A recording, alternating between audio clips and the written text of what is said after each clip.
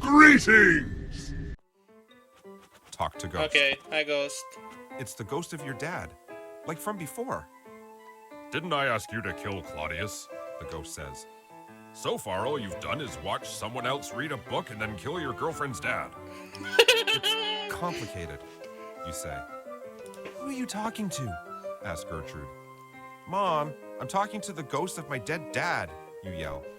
I talked to him before and everyone saw him then. I don't know why you can't see him now. I don't know what his deal is. Ah, geez, you're crazy.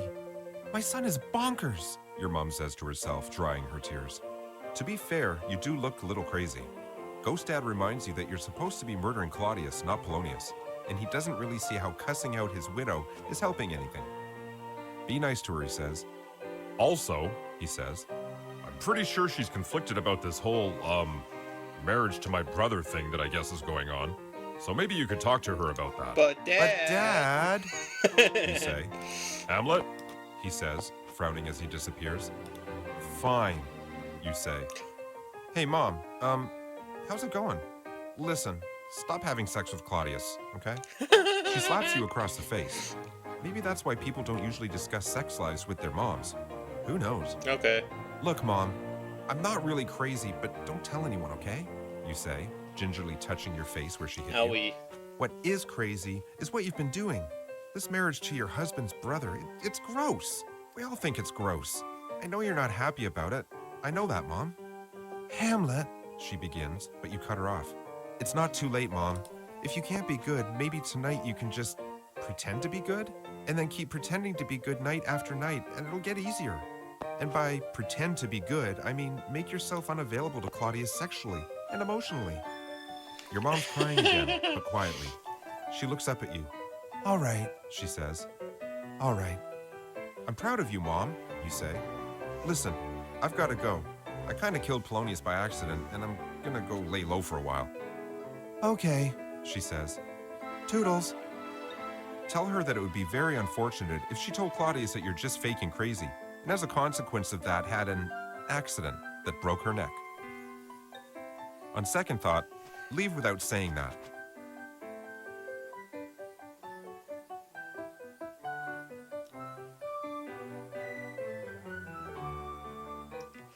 Jesus. You finish up this tender moment by threatening the woman who gave birth to you, and Okay. leave. Oh, Hamlet. What are we gonna do with you, Hamlet? On your way out the door, you bump into your bros, Rosencrantz and Guildenstern. You want to get out of here, you say? And they can see that they would like to party on a boat. You know what? That sounds nice. Sort of give everyone space, you know, while also standing around on a positively buoyant vessel. It sounds real nice. There's a boat headed for England in just a few hours, you say. You know this because boats to England are kind of a big deal. You send some servants to clean up crazy old dead Polonius and another to be there for your mother, and you pack your bags. A few hours later, you and your bros are partying on a boat. Party boat! Let's go. Oh, crap. You forgot to tell Ophelia about her Oh, dad. shit. Party boat! Well, I can't get off this party boat now. Oh, well. Party boat! Even if you broke up recently, you should at least console Ophelia over her loss, especially since you were kinda involved in his accidental death. No. But instead, you're running Party away and boat. partying on a boat. Yes. I'm calling it, you are the worst boyfriend and or ex-boyfriend That's ever. why I'm the ex-boyfriend. But you're on this boat, and it sets sail for England, so there's not much you can do. Party boat! Try to party as the boat sails for England, you catch sight of a huge army sailing towards Poland. There has to be an entire military corps on board. I'm serious. There's got to be 20,000 people all crammed onto a single ship. The ship is too far away from you to communicate by talking or even shouting, but luckily you brought semaphore flags and are fully trained in their use. And, as you know, by holding up the two colored flags in different positions, you can spell out letters of the alphabet. And in response, folks on the other ship can send messages back to you. Hey, Hamlet here. What's going on? You say in semaphore. Hey, Hamlet. We were sent by Prince Fortinbras from Norway. He's kind of a rough equivalent of you, come to think of it. Anyway, he's on board and we're all going to fight over some really terrible land that sucks. Comes the signed reply. Really? You signal. Yeah, it's totally sucky land. But what are you gonna do? Fighter's gonna fight, he signals. And we're happy to do it. Okay, thanks, you reply in flag talk. Wow, Fortinbras and his army are ready to fight over something entirely useless, and the Polish are willing to defend it too? These people will fight and kill over nothing, and you can't even kill your uncle even though you have totally valid reasons. Whoa, dude, hold up. You start to feel inspired. Be inspired in free verse, kicking it old school. Old school, baby. You clear your throat and hold out a hand in front of you. Here's what you say. Witness this army of such mass and charge, led by a delicate and tender prince, whose spirit with divine ambition puffed, makes mouths at the invisible event, exposing what is mortal and unsure to all that fortune, death, and danger dare. Even for an eggshell, rightly to be great, is not to stir without great argument, but greatly to find quarrel in a straw, when honor's at the stake. How stand I then, that have a father killed, a mother stained, excitements of my reason and my blood, and let all sleep, while, to my shame, I see the imminent death of 20,000 men, that for a fantasy and trick of fame, go to their graves like beds, fight for a plot, whereon the numbers cannot try the cause, which is not tomb enough and continent to hide the slain. Oh, from this time forth, my thoughts be bloody, or be nothing worth. Not bad. Not bad.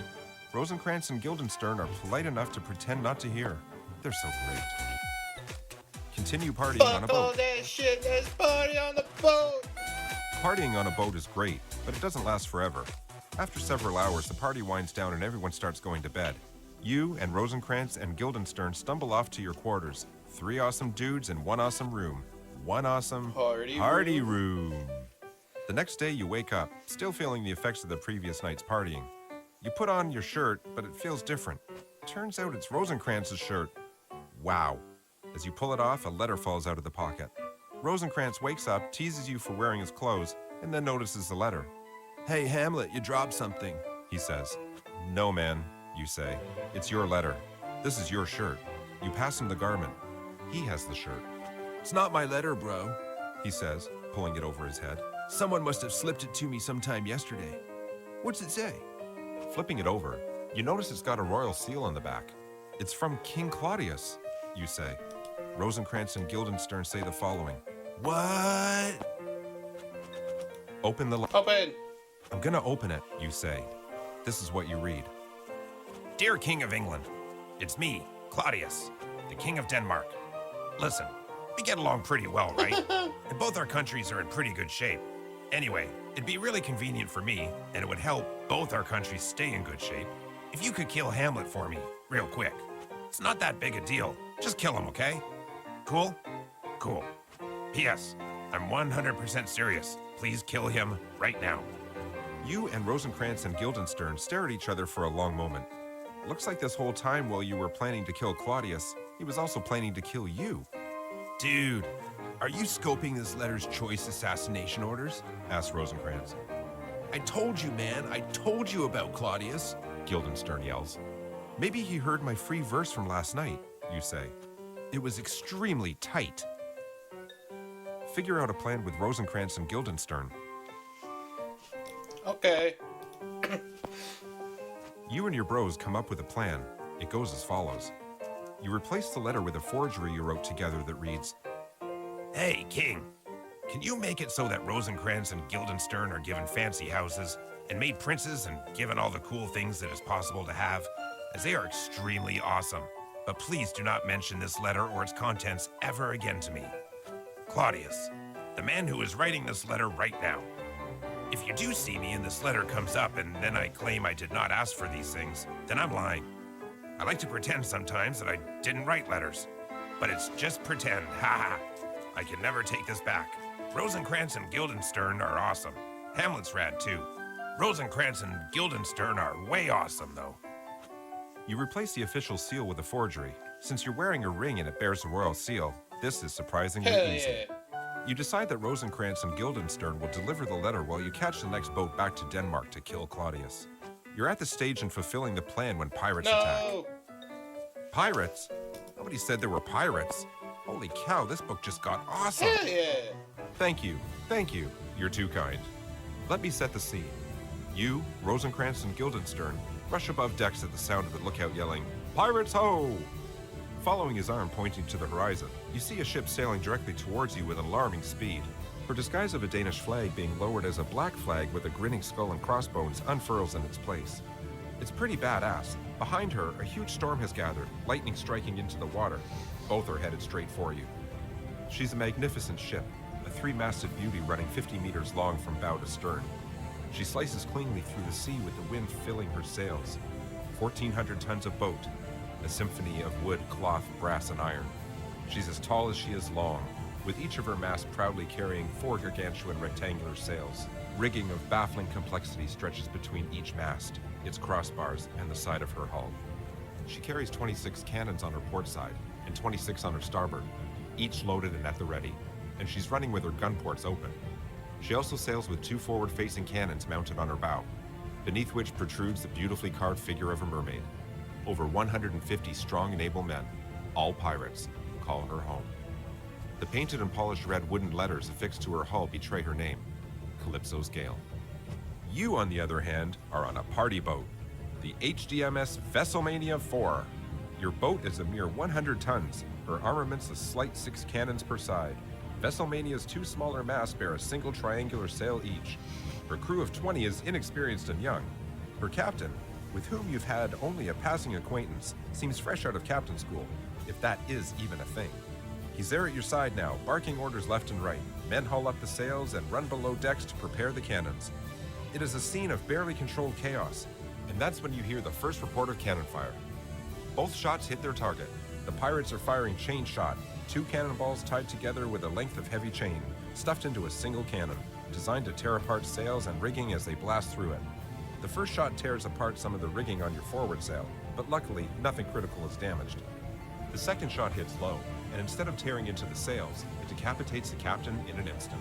His headless, bloody body drops at your feet. Pirates. This is so awesome.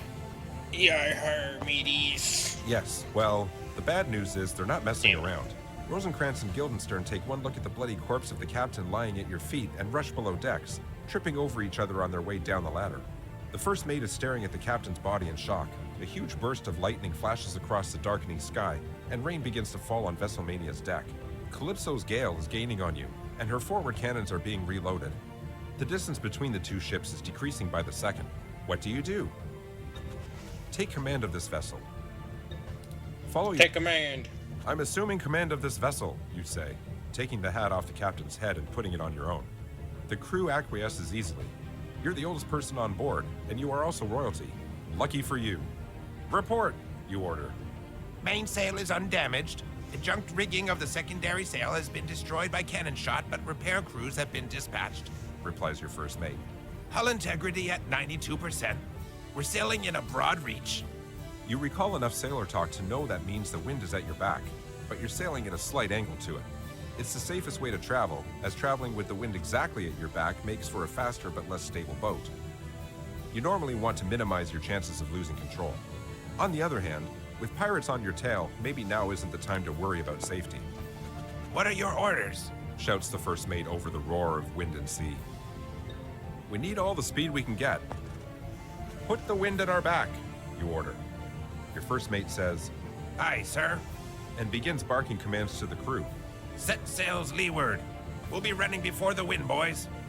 The crew adjusts the sails quickly, and you can feel it as the boat gains speed. You look behind you, expecting to see Calypso's Gale fade from view, but even with the wind fully at your back, the pirate ship is still gaining. It wasn't enough. Calypso's Gale fires again, and chain shot tears through Vesselmania's stern and exits through the port side of the hull, thankfully above the waterline. Orders, Captain? You stare at Calypso's Gale through a spyglass. The square shape of her rigging reminds you of something. Continue with the wind at our back. Turn around and... Those sails she's carrying, 3 masts, each with 4 rectangular sails on them. Of course, you say. The pirate captain did what you would have done in his position. He's chosen the most favorable angle of attack. He's coming in with the wind fully at his back because that's when his boat is fastest. Those square-rigged sails are terrific at catching the wind, and he's got lots of them, but their disadvantage is that they can't be adjusted quickly. Every change requires the crew to climb up and change the rigging on each sail individually. You, on the other hand, can adjust your 2 triangular sails quickly, and it can be done at deck level. If you come about into the storm while maintaining a slight angle away from it, you should be able to turn around, maintain speed, slip past Calypso's gale, and be long gone before she can even begin to turn. It's your only hope. All right, baby. You lower the spyglass, lock eyes with your first mate, and shout your orders over the roar of the storm. Come about into the storm. Set sails windward. Keep a close-hauled tack. Come about into the storm. Set sails. The sails are adjusted by your crew. As you turn towards the wind, the waves, which had previously been traveling with you, are now moving against you. Huge white-capped waves crest and splash over the deck. Hold on, men, you shout into the gale. Your ship heels over, almost capsizing with the intensity of the turn, but the sails keep just clear of the water and the maneuver is successful. As she rights herself, you see Calypso's gale ahead of you bearing down, still at speed. All you need to do is pass by her side and you'll be free. Steady, steady, you shout as the 2 ships approach each other, Vesselmania slipping by on the right. Looking at the crew of the pirate ship, you see them scrambling into the rigging, adjusting their sails as fast as they can. It shouldn't be enough. It shouldn't be. But they're not trying to come about. They're not trying to sidle up parallel to fire their cannons. Instead, they've thrown the rudder hard to port, sending the ship into a tight curve. They're attempting to ram you, Hamlet. Hard to starboard, you scream. But there's not enough time. No. Calypso's gale tears into the side of your ship at full speed. You and the rest of the crew are knocked to the deck as Vesselmania is cleaved almost in 2. You scramble to your feet and see that she somehow managed to stay together, impaled on the much larger bow of Calypso's gale, but she's mortally wounded. She's filling with water as we speak, Hamlet. Looking up through the storm, you see ropes being thrown over the edge of the pirate ship. Pirates are sliding down them, swords at the ready, hoping to kill you and take whatever valuables they can find before Vesselmania finally capsizes. Given her current condition, they'd better be fast. You'd better be fast too, whatever it is you decide to do next. Order the crew to abandon ship, then commandeer the pirate vessel. Order the crew to abandon ship, then go below decks to rescue Rosencrantz and Guildenstern. I will be. Abandon ship! All hands, abandon ship! You yell into the storm. The crew looks at you in shock, but there's not much they can do. You want us to jump into the ocean? Someone yells. I don't want you to jump into the ocean, you reply. You bite down on the blade of your sword and begin to climb one of the ropes leading up to the pirate ship. Some of your men nearby realize what you're doing and join in, climbing up other ropes. Partway up, you turn around, grasp your sword, and shout down at your remaining crew. I want you to jump into the fight! Your crew shouts in defiance at the pirates, charges the ropes, and begins to climb. Yes. Continue climbing. Continue climbing. You and your crew scramble up the ropes. Partway up, an explosion rocks Vesselmania 4. You hold tight to the rope as the force of the explosion reaches you, shooting debris upwards into the sky, taking your captain's hat with it, and messing up your hair. Damn it. Looking downward, you see the entire top deck of Vesselmania has been destroyed, revealing fires raging underneath. There's no way anyone could have survived. You hope Rosencrantz and Guildenstern made it above decks in time, but there's too much storm for you to make out the others on the ropes below you clearly. Maybe. Maybe they made it to the ropes? Yes, that's definitely what happened. No, man, they died. Shit. Ha! Nice try. Your friends have to choose their own adventure here. Yay. You don't get to make life or death choices for them.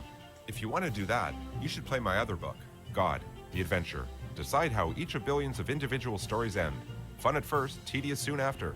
So many lives are depressingly similar. Personally, though, I also hope Rosencrantz and Guildenstern survived. And I think that probably that counts for something. Suddenly, lightning strikes the water below. A huge roar of thunder deafens you. But in that brief instant, the world is illuminated. You see your young crew of almost 20, both by count and by age, cutlasses at the ready, fighting as they climb. Pirates swarm down the lines, battling them for sport. Above them, on deck, they're being cheered by a row of pirates. And at the very bow of the ship, looking down with a spyglass, stands the captain. He's got a fancy hat and a parrot on his shoulder, the works. And he's staring right at you through the storm. The darkness of the storm is restored moments later. You grimly resume your climb. One way or another, you're going to end this.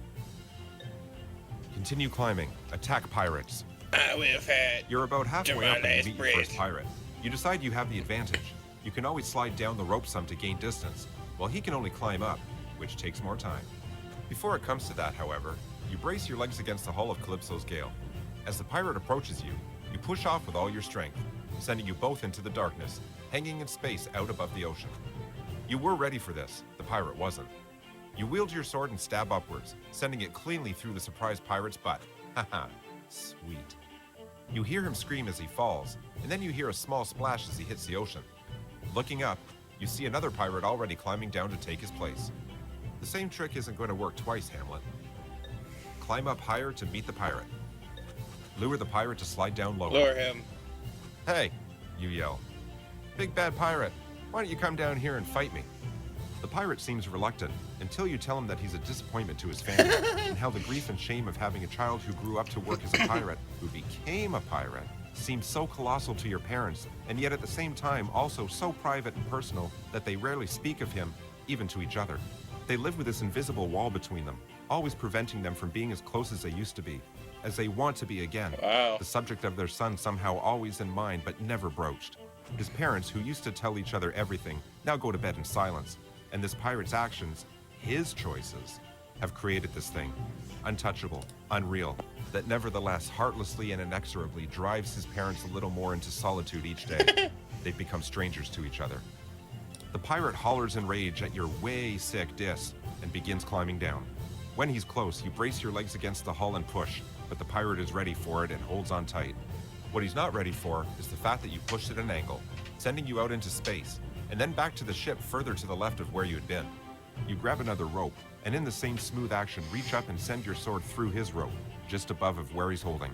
You watch as man and rope fall, silhouetted by the burning deck of Vesselmania 4. They disappear into the flames. You're fired, you say. You manage to climb up quite a bit before another pirate takes his place.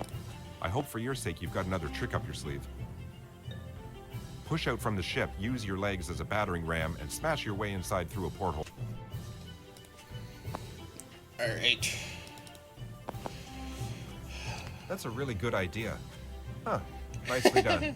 You push out from the ship, use your legs as a battering ram, and smash your way inside through a porthole. You manage somehow to hit the deck, roll, and leap to your feet in one impressively smooth motion. Unfortunately, there's nobody around to see it, as everyone is above decks engaged in battle, and you've landed in the captain's quarters. Around you are the accoutrements of command, the ship's log, and yes, a sword. A much nicer sword, actually, than the one you started this journey with. Hell yeah. You decide to take it. You are now wielding the fancy sword. You don't care that you lost your other sword. It sucks now. You kick down the door. It has a handle, but things were just going that way, and take the ladder to the top deck. You push open the trapdoor and climb out. In front of you is an epic battle. Your crew taking on 2, sometimes 3 pirates at a time. It's amazing. Each success seems to fuel them further, each pirate body hitting the deck only adding to their experience points. You can almost see them leveling up as you watch, and it's like all their perks are being invested in battle techniques. Suddenly, you feel a cold tap on your shoulder. Turning around, you find yourself face to face with the pirate captain. You both raise your swords as you leap into your dueling stances. A pause, and then you rush each other, swords clashing. You thrust and parry back and forth until a moment comes when your swords catch each other, and in that sudden silence, you stare across your blades into each other's eyes. You fight like a dairy farmer. A dairy he farmer? says. What the fuck? How appropriate. You fight like a... Ow! You say, as he slices at your arm, cutting you. It was superficial this time. You're lucky, dude. The pirate captain gloats at drawing first blood, pointing to you and calling you a bunch of very unkind names that I'm not going to say here because I don't want you to throw down this book so you can try to find and murder this pirate in real life. Just take my word for it. The things he says about you are that bad. Wow. On the plus side, while he glows, there's an opening. You should attack. Attack the hand he's pointing at you with. Attack the face he's laughing at you with. Attack the shoulders he's giving structure. You drop to one knee and put all your effort into sending your sword upwards at his outstretched hand. You manage to cleave it from his wrist in a single slice.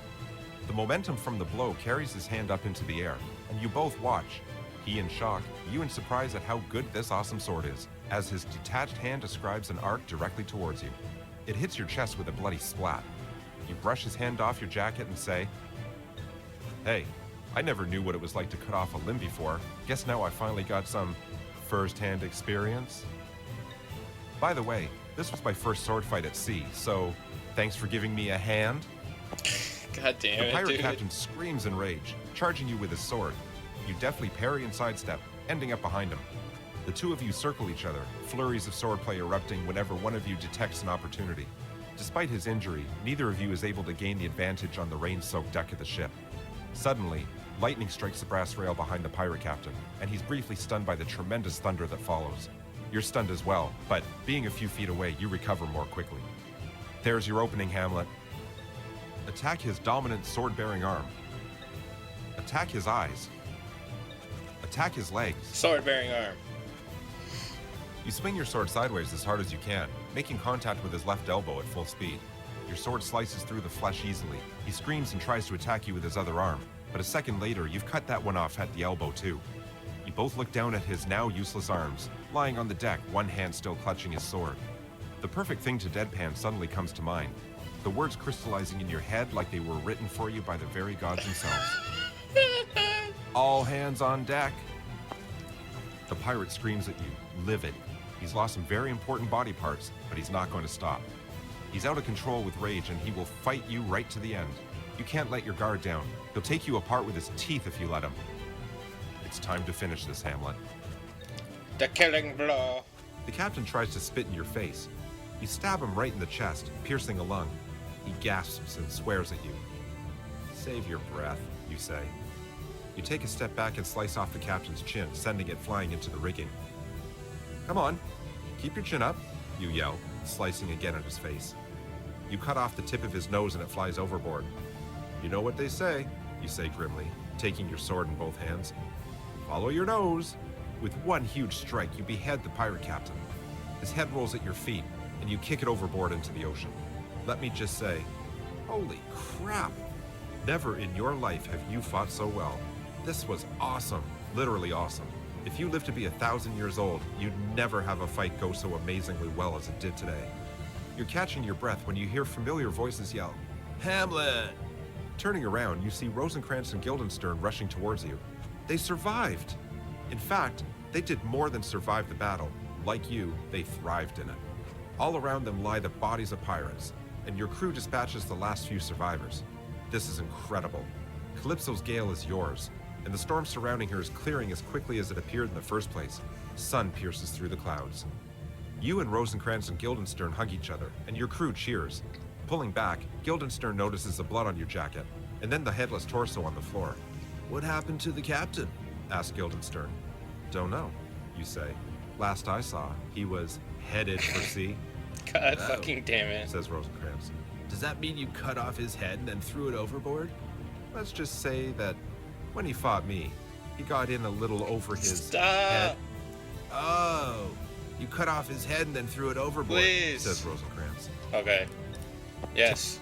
Just You stop, do that, please. and make Rosencrantz and Guildenstern your first officers.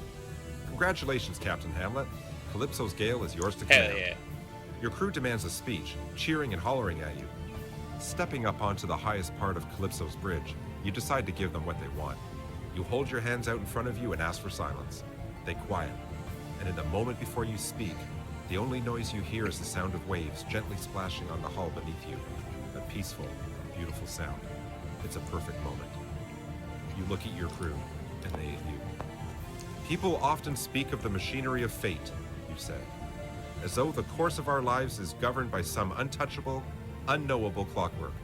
Well, if fate be a machine, today she was a machine that transformed us all into an unstoppable force of vengeance. Your crew cheers wildly. Gods even. Your crew cheers even louder. Yes, you say. Today, we truly were gods from the machine. Your crew resumes their duties. This was a really amazing part of your adventure, Hamlet. You're sure that, should you ever one day write a book about this story or perhaps a stage production, you definitely include this scene. Why, you'd have to be literally crazy to write a story where you journey to England, get attacked by pirates, actual pirates, but then just sum up that whole adventure in a single sentence. Ha, that'd be the worst. Who puts a pirate attack scene in their story and doesn't show it to the audience? Hopefully nobody, that's who. Even from a purely structural viewpoint, you've got to give the audience something awesome to make up for all the introspection you've been doing. That just seems pretty obvious is all. Anyway, enough crazy hypotheticals.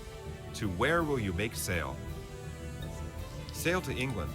This party is just getting started. Sail back to Denmark to revenge yourself on Claudius. While sailing to Denmark, you and Rosencrantz and Guildenstern come up with a plan. Clearly, King Claudius wants you dead, but he isn't willing to move overtly, hence the letter he planted on your friends. Heck, even the pirate attack could have been orchestrated by him. It's impossible to know who he's gotten to while you've been gone. You can't trust anyone. You decide to attack Claudius head-on from Calypso's gale. Attack Claudius more discreetly, lest a frontal attack from a pirate ship disturb the people of Denmark. Rather than sailing into shore and attacking the king head-on, you decide not to tip your hand. This is the plan you come up with. You'll approach Denmark at night, flying Danish flags. Calypso's gale will stay out from shore, looking like any other trader, but will remain ready to move on your signal. You'll leave Rosencrantz and Guildenstern in command, dive overboard into the ocean, and swim to shore. Once there, you'll compose and send 3 letters to Horatio by messenger. The first will be addressed to Claudius and read, "Hey, I'm back from England, all by myself. Surprised? You will be tomorrow when I see you. P.S. I am naked." Hopefully you'll be able to scare/confuse him into some rash, overt action against you, which you'll be able to counter with Calypso's help. The second goes to your mother and reads, "Hey Mom, I'm still mad at you for marrying Claudius, so I'm pretty sure I'm gonna kill him. So, try to act surprised?" The third and final letter is for your friend Horatio and says, "Hey Horatio, crazy story. Pirates attacked, and they took me hostage, but just me. And then they brought me back to Denmark because I said I'd do them a favor. Speaking of which, can you make sure these other 2 letters reach Mom and Uncle Dad? Then come see me real quick, okay? I'll be down by the docks." That should be enough to both ensure your letters are delivered, and to see if Claudius has gotten to Horatio while you were away. If he hasn't, Horatio can help you take down Claudius. If he has, well, you'll deal with Horatio the same way you dealt with the pirates, with your swords and your wits, both deadly sharp and both insanely pointed. Rosencrantz and Guildenstern agreed to your plan. You arrive near Denmark shore in the middle of the night, the waves silver with reflected moonlight. "Good luck, my friends," you tell Rosencrantz and Guildenstern. "And to you," they reply. "You've both grown so much this trip. It's been so great, you've never felt closer to these awesome dudes." You dive into the sea and swim for shore. Reach shore and send letters. It's like I got a fucking bounty on my heart. Want it dead, not alive, wanna tear that shit apart. And they're aiming for the center like they're throwing a dart. Got your chest in the water, so now I'm swimming.